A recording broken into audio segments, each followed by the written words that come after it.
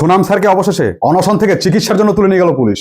এতদিন অনশন করার পরে ডাক্তার এবারে বলছে মাল্টি অর্গান যে কোনো মুহূর্তে ফেল করতে পারে। তারপরেও এতদিন ধরে সরকার পাত্তা দিল না কেন বলুন তো? যে সুনাম ওয়াংশুক এত ভালো ভালো ইনোভেশন করলেন, এত পুরস্কার পেলেন, কিন্তু তার এই হাঙ্গার স্ট্রাইক সরকারের মাথায় কেন স্ট্রাইক করতে পারছে না বলুন তো? দেখুন, কারণটা কিন্তু খুবই স্বাভাবিক। দুধ খাওয়া খুব ভালো জিনিস, তাই বলে দুধের সাথে মুখ মিলিয়ে তো খাওয়া যাবে না, যায় কি?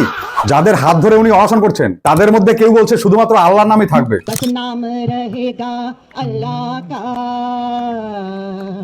কেউ আবার ভারতকে টুকরো করার ষড়যন্ত্রকারী উমর খালিদকে সাপোর্ট করছে, কেউ আবার দেশকে 7 ভাগে ভাগ করার সমর্থন করছে।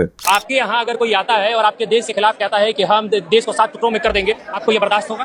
बिल्कुल होगा। देश को 7 टुकड़ों में बर्दाश्त कर लेगा? बिल्कुल कर लेंगे।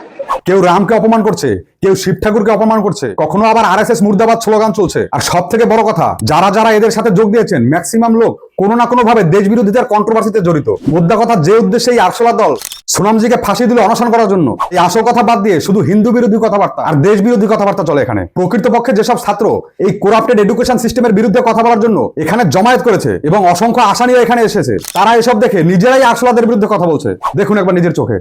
हम स्टूडेंट्स यहाँ खड़े हैं, हम नीट के लिए खड़े हैं, पेपर लीक ना हो, हमारा फ्यूचर सिक्योर रहे, हम इसलिए खड़े हैं। अब हमारी आवाज़ों के बीच आरएसएस मुर्दाबाद के नारे लग रहे हैं, तो फिर ये हमारे को सामने रख के ये अपनी रोटियां सेकी जा रही हैं और कुछ नहीं। বুঝতে পারছেন কি অবস্থা এখানকার? শুধু এই নিট এক্সামের পরিপ্রেক্ষিতেই বলা যায় ধর্মেন্দ্র প্রধান অবশ্যই একজন ব্যর্থ শিক্ষামন্ত্রী, তার উচিত নিজে থেকেই পদত্যাগ করা।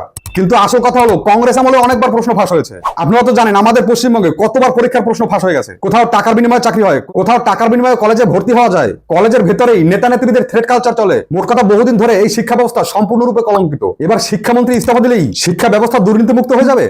কথায় বলে যে যায় লঙ্কা সেই হয় রাবণ। কিন্তু আসল কথা হচ্ছে, ধর্মেন্দ্র প্রধানের পদত্যাগের জন্য এরা এত আকুল কেন বলুন তো? তার প্রধান কারণ এটা নয় তো যে বাবর, আকবর, জাহাঙ্গীরদের মতো ভারতের হিন্দু তথা হিন্দু সর্বনাশকারী ভিলেনদের গুণকীর্তন ইতিহাসের পাতা থেকে মুছে ফেলতে চাইছে এই ধর্মেন্দ্র প্রধান? সেখানে সুভাষচন্দ্র বোস, চন্দ্রশেখর আজাদ, ভগৎ সিং এর মতো দেশপ্রেমীদের গুণগান ইতিহাসের পাতায় বেশি জায়গা করে দিতে চাইছে? ঠান্ডা মাথায় ভেবে দেখবেন তো একবার।